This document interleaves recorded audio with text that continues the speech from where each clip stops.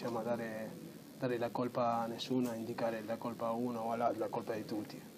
La colpa di tutti, tu dici ci mettiamo la faccia, certo che ce la mettiamo, certo che ce la mettiamo, siamo qua, lavoriamo e questo è il nostro lavoro e dobbiamo cercare di fare il meglio possibile per la dignità di ognuno. Se ti perdi in un derby così, cosa comporta per voi sul piano anche professionale?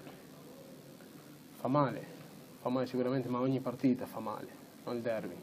È una situazione difficile, lo sappiamo che è difficile, ma martedì abbiamo un'altra partita, sicuramente lo stato di animo non è il migliore perché perdere in casa dopo una prestazione del genere sicuramente fa molto male.